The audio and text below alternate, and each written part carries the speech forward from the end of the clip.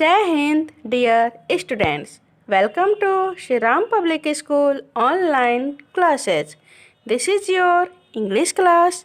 Today I'm going to start Unit 7 Gulliver's Travels means Gulliver की यात्राएं. Let's start. When a person tells the story of his life in his own words, it is called an autobiography. जब एक व्यक्ति अपने जीवन के कहानी को अपने शब्दों में बताता है तब यह एक ऑटोबायोग्राफी कहलाता है. Gulliver a sailor was once caught in the land of giants. Sailor means नाविक.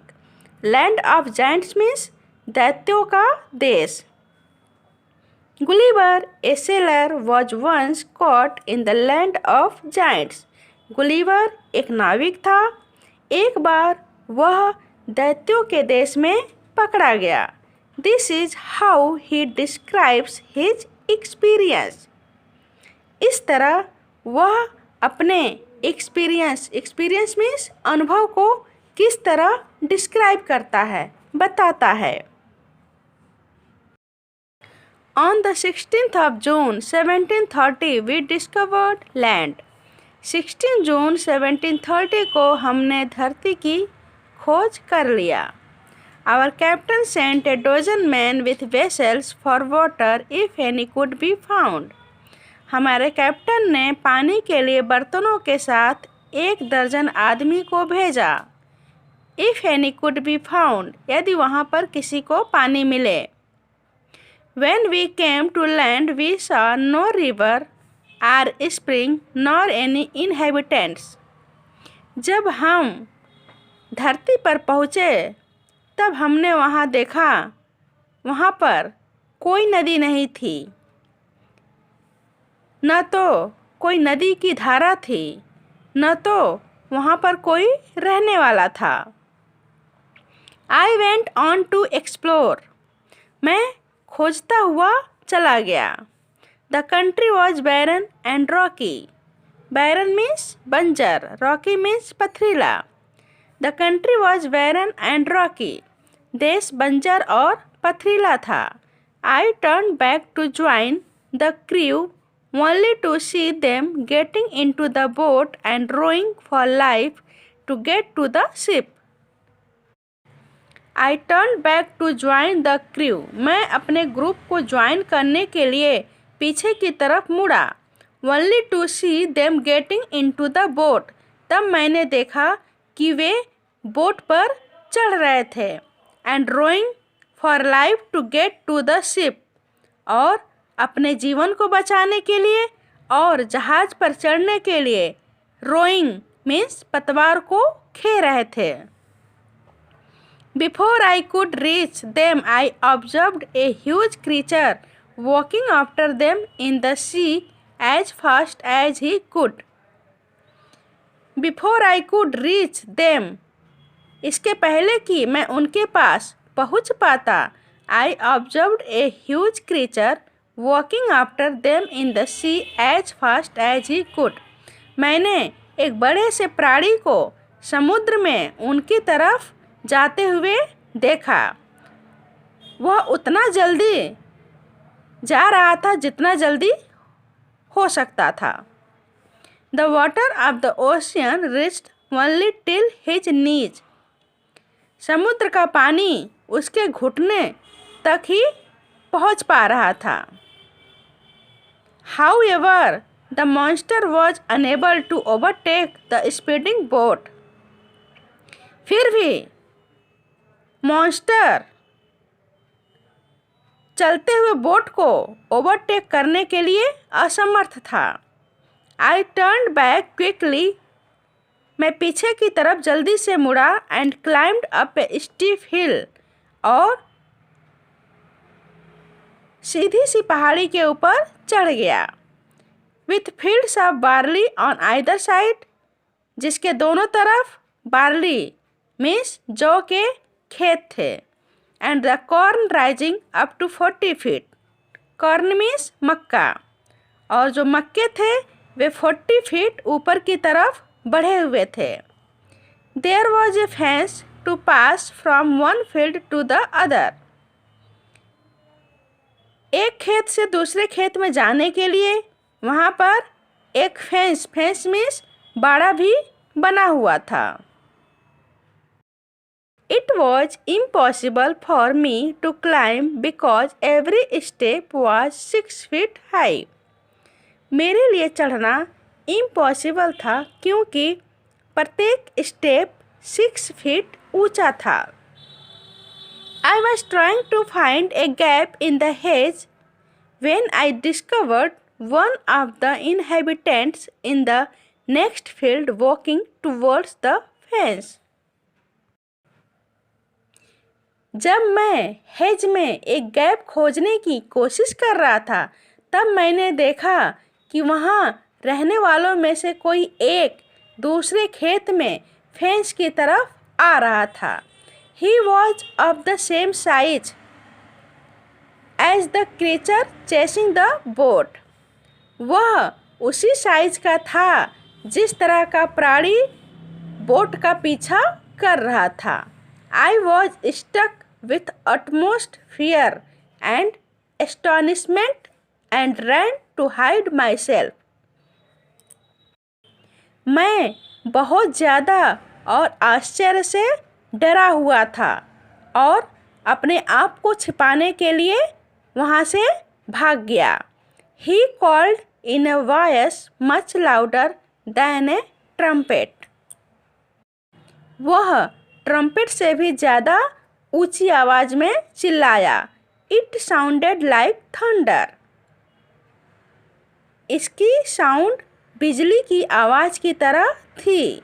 7 monsters like him came towards the field ready to reap the corn. उसी की तरह 7 मॉन्स्टर मक्के की कटाई करने के लिए तैयार होकर खेत की तरफ आ रहे थे।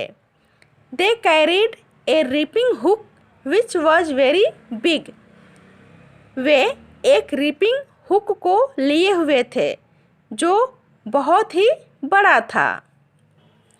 When one of the reapers approached where I lay hidden, I screamed as loud as I could.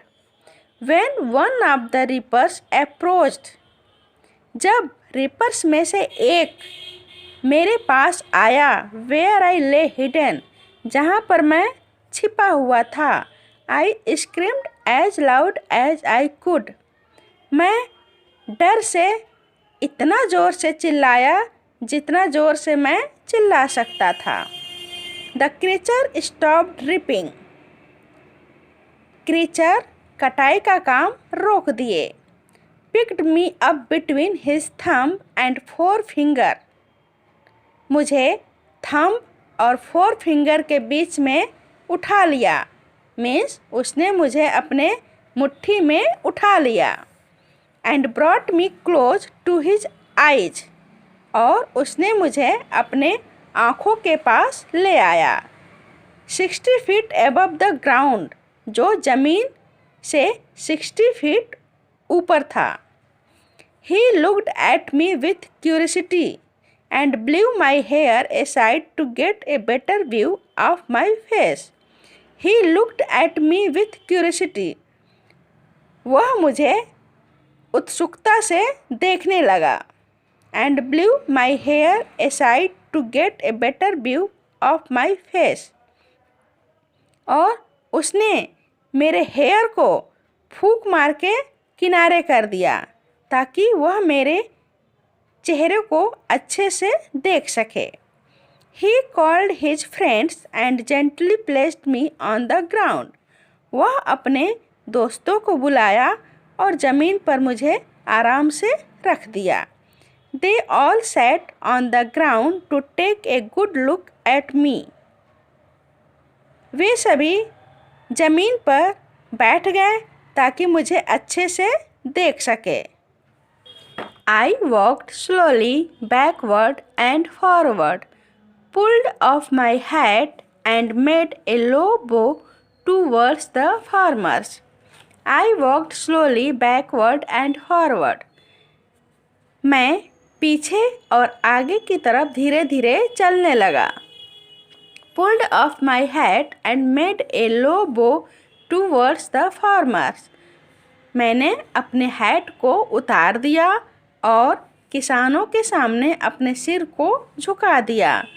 I tried to speak to them loudly in several languages. मैंने उनसे बहुत सी भाषाओं में ज़ोर ज़ोर से बात करने की कोशिश किया. Each time I did so, the farmer who picked me up held his ear very close to me, but in vain. मैंने हर बार ऐसा ही किया, लेकिन किसान जो मुझे ऊपर की तरफ उठाए हुआ था वह अपनी कान को मेरे नज़दीक लेकर आता, लेकिन सब कुछ बेकार हो जाता. The farmer took me to his house and placed me at some distance on the dining table, which was 30 feet high from the floor. The farmer took me to his house. किसान मुझे अपने घर लेकर आया and placed me at some distance on the dining table, which was 30 feet high from the floor. और उसने मुझे dining table के ऊपर कुछ दूरी पर रख दिया जो फर्श से 30 फीट ऊंचा था. Dinner was brought for the farmer in a dish which was 10 feet in diameter. एक थाली में किसान के लिए डिनर लाया गया जो डायमीटर में 10 फीट का था.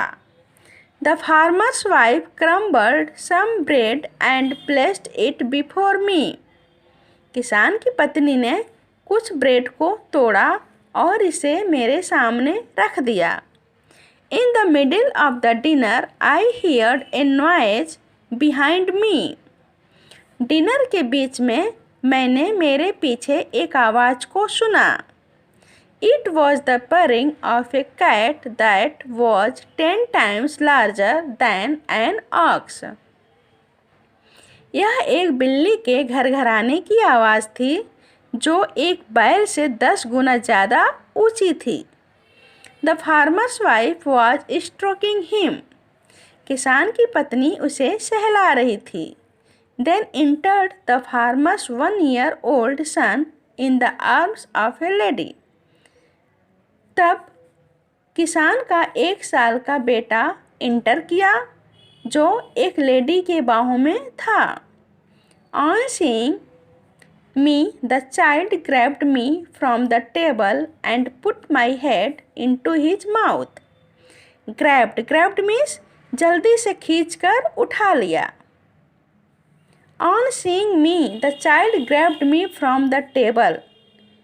मुझे देखकर बच्चे ने टेबल से जल्दी से खींचकर मुझे उठा लिया and put my head into his mouth. और उसने मेरे सिर को अपने मुंह में रख लिया. I shouted so loudly that the baby dropped me. मैंने इतना ज़ोर से चिल्लाया कि बेबी ने मुझे छोड़ दिया. I would have broken my neck if the mother had not held her apron under me. मेरी तो गर्दन ही टूट जाती यदि मम्मी ने अपने एप्रॉन को मेरे नीचे न रखा होता. Later she put me on her own bed and covered me with a clean white handkerchief. बाद में उन्होंने मुझे अपने बिस्तर पर रखा and covered me with a clean white handkerchief. और एक साफ सफ़ेद रुमाल से मुझे ढक दिया. I slept dreaming of my home, my wife and my children. मैं अपने घर, अपनी पत्नी और अपने बच्चों का स्वप्न देखते हुए सो गया। Thank you. Have a good day.